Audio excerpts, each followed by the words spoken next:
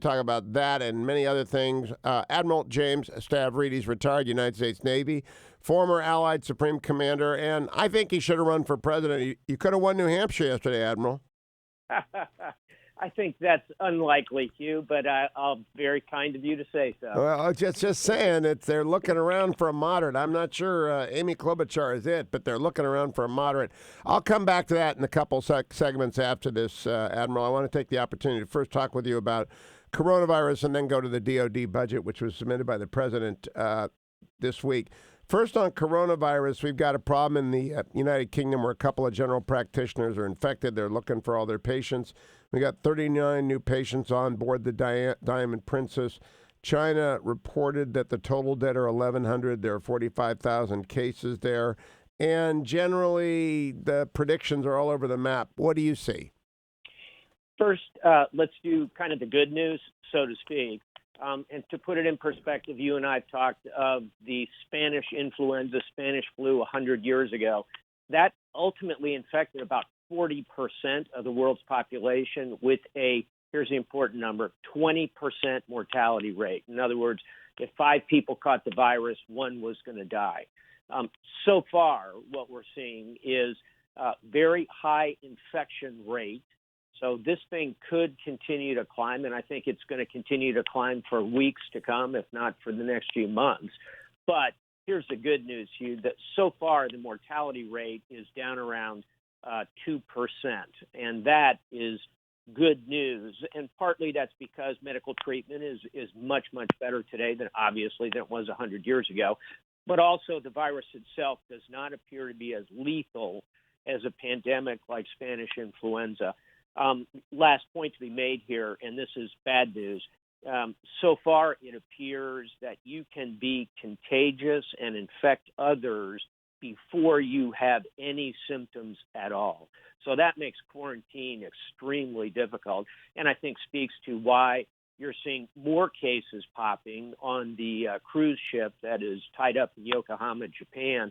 40 more cases announced. These were people who had no symptoms when that quarantine started. So there's a long period where that virus is shedding, and that's concerning. So some good news, some bad news. Bottom line, we ought to still be very concerned about this going forward. One more question, Admiral. You're part of the Carlyle Group. You sit around and you think about big trends like our friend Stephen Schwartzman at Blackstone. I look at the market and I see them pricing it in, and the 10-year is going up, and the Hong Kong market went up almost 1% last night. It seems to me the market is discounting, except for some sectors. Travel's getting killed. Other sectors, Amazon is soaring. What are the big thoughts that you are hearing about this virus?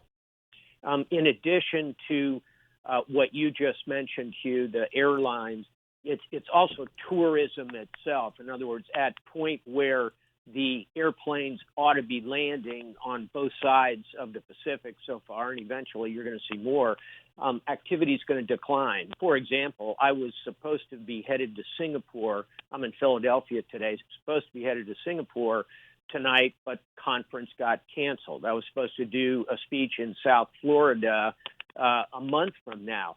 Conference got canceled. And so that economic activity associated with airlines, flights, cruises, all of that is going to take a hit. But I agree with you. The market's pricing it in. I think people are generally thinking this may take a 0.5% off global GDP, and that's really a reflection of the size of China.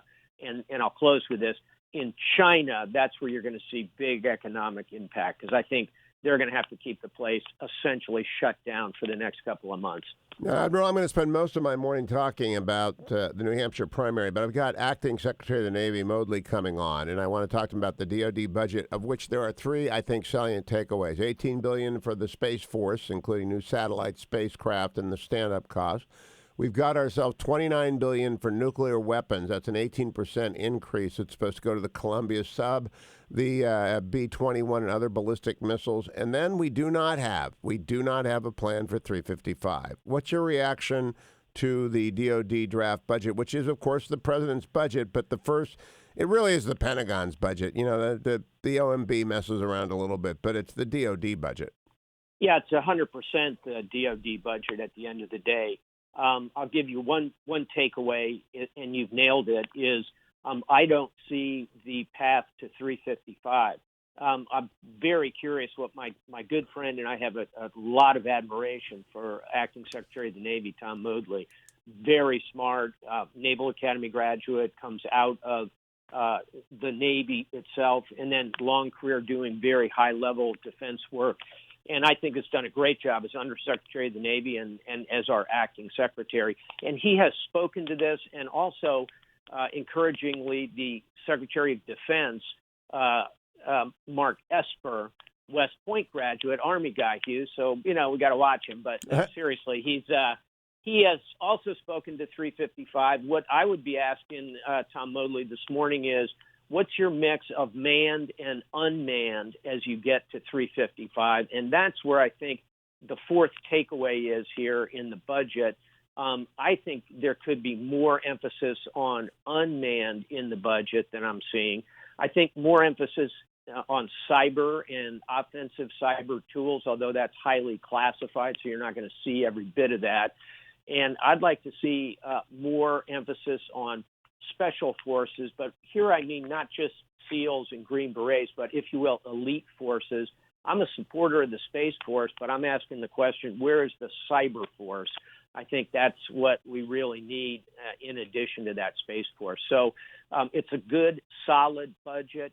I don't think it goes far enough in things like cyber, elite forces, and above all in unmanned moving forward. Now, you've been at the very top of the Pentagon when they put the documents forward. Yep. They go over to OMB. OMB pushes some numbers around. To what extent is the president involved in this, and to what extent does the Department of Defense count on its friends on the Hill to push the numbers higher?